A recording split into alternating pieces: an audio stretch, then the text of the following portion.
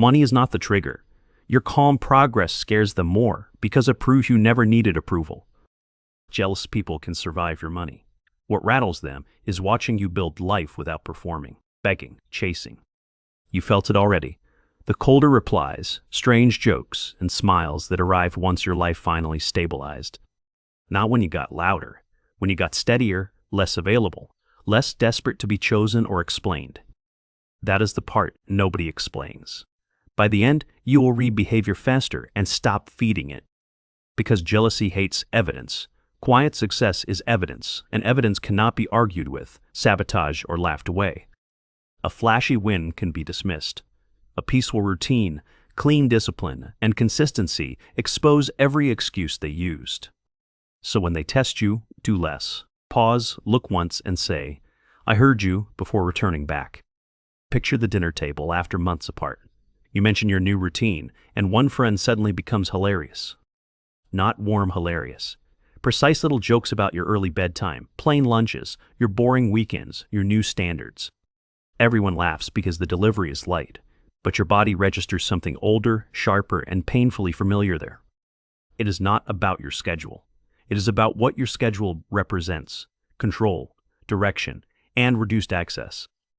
Jealous people do not just envy what you have. They resent the version of you they cannot interrupt. Money can be borrowed, mocked, or surpassed, but inner order feels like a locked door they never received. That is why your silence bothers them. Noise gives them handles, steadiness gives them nothing to grab onto. And here is the deeper insult. Your peace starts proving their chaos was a choice, not a personality. They were comfortable when you complained with them. Frustration kept the hierarchy safe, and nobody had to change.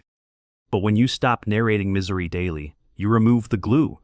That scares people who bond through dysfunction. This is why they suddenly act concerned. "Are you okay?" becomes code for why you changed without us. Concern is safer than confession. They will not say discipline exposes me, so they package envy as intimacy. Watch the timing if you want truth. The weird energy appears after consistency, not after one lucky moment. A raise may trigger comparison for a day, but 6 quiet months of progress create something worse: evidence. Evidence that your habits work. Evidence that you can grow without applause, rescue, permission, or dramatic reinvention now. That kind of growth humiliates insecure people. It destroys the fantasy that only chaos is interesting or strong. They know showmanship games. They do not know what to do with someone who became impossible to destabilize. And that is your first advantage. Stop treating their shift like mystery and start reading it as exposure. When their warmth cools after your progress, you are not losing a friend, you are losing a position. The position was useful because you needed reassurance. The minute you found your footing, their leverage started slipping. That is why some jealous people get hopeful. They offer advice nobody asked for, just to stay above. If you reject it politely, the sting deepens. Now they cannot even disguise control as generosity or wisdom. Healthy people can handle a boundary. Toxic people treat your independence like betrayal because freedom exposes their motives. That line matters, because not every difficult person is toxic. Some struggle with change, others punish it deliberately. You do not need paranoia. You need pattern recognition, especially when pattern hides in jokes, concern, and dismissal. Here is another tell nobody mentions. Jealous people attack the process first, because they cannot argue with results. They mock your sleep, planning, and standards. They frame discipline as obsession, so they never face theirs honestly. Why does it matter so much? Because if your routine works, their excuses stop sounding like truth anymore. The jealous mind needs your success to look accidental. If it looks repeatable, then avoidance becomes a mirror. And mirrors are brutal for people performing confidence. They can survive being poorer, but not being less organized. So when you notice sarcasm increasing, stop overexplaining. Overexplaining offers them material and becomes new ways to cut. Answer briefly, then move on. Short replies protect your center better than brilliant replies ever will for you. Try this when they prod you. "That works for me," said calmly, shuts down more games than arguments. No defense, no lecture, no invitation, just a wall so plain they cannot decorate it with your emotion. And if they push harder, notice that. The second push often reveals more truth than the first insult. People with intentions self-correct. People chasing access keep pressing because your discomfort is the opening they need. This is where many viewers get confused. They mistake persistence for care, when it is hunger wearing manners. But that is not the real damage. The deeper hit is jealousy training you to shrink yourself again. After enough little jabs, you start softening your wins. You understate progress, delay updates, and dim your belief. That is how jealous people win without succeeding. They convert your confidence into caution and call it closeness. Do not help them do that. Quiet success turns threatening when you apologize for the peace it gave. You do not need to announce every boundary. Sometimes the strongest move is quiet subtraction, not dramatic confrontation. Distance is often more powerful than explanation. Explanation keeps you in their court. Distance forces reality to speak. Return messages later. Share less. Leave first.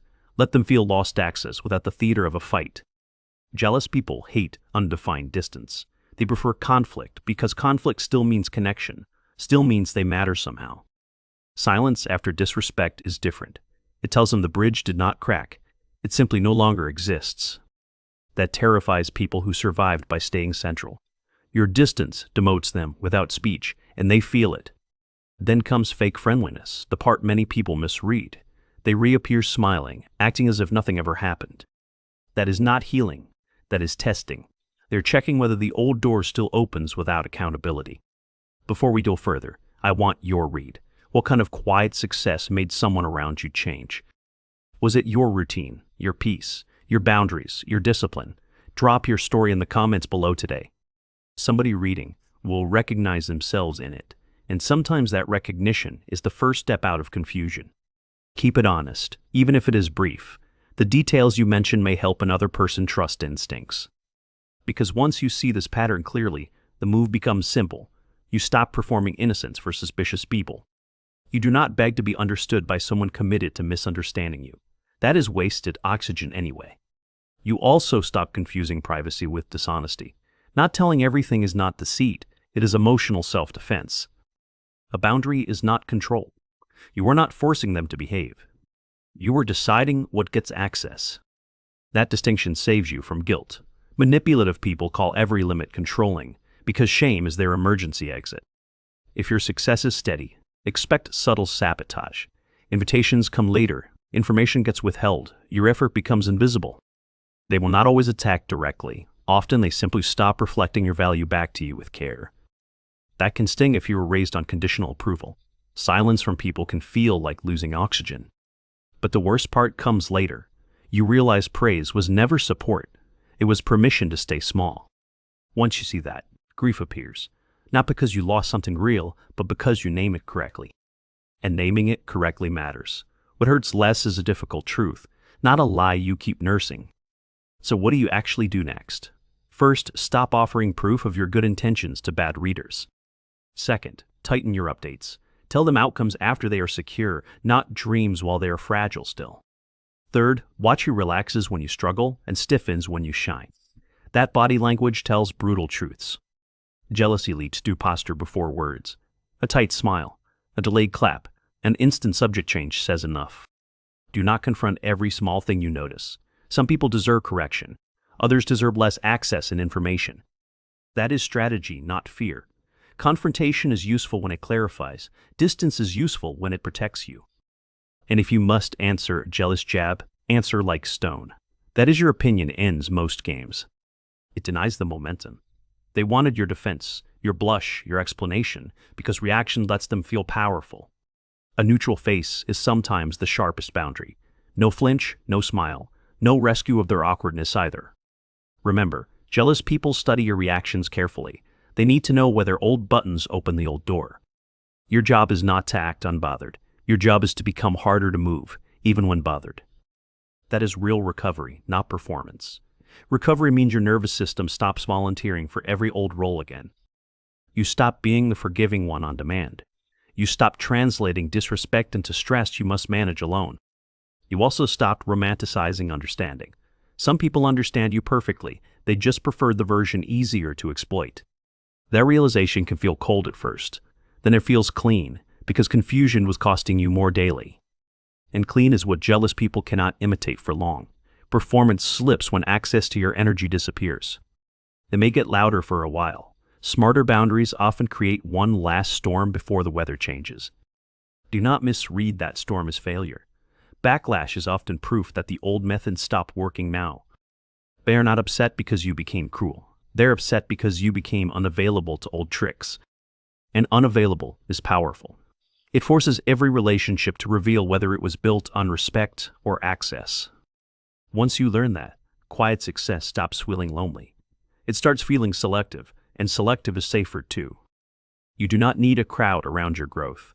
You need few people who do not resent it. And if that number gets smaller, let it. Better honest distance than fake closeness with hidden knives nearby. This is the hidden cost nobody admits. Quiet success does not upgrade your life. It audits your relationships. Some people pass easily. They feel inspired, calmer, even proud of you.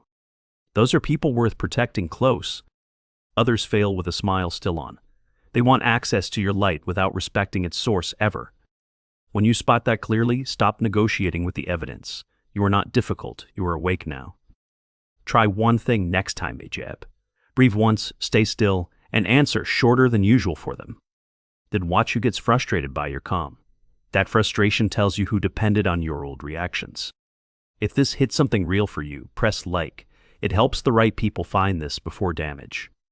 Subscribe to The Boundary Effect and turn on the bell. Every week we decode patterns most people miss. If you're done second-guessing behavior, stay here. We talk about boundaries, recovery, and reading people clearly. And tell me in the comments what landed hardest. Was it the fake concern, the jokes, or distance? Sometimes naming the exact moment breaks the spell. Your story can.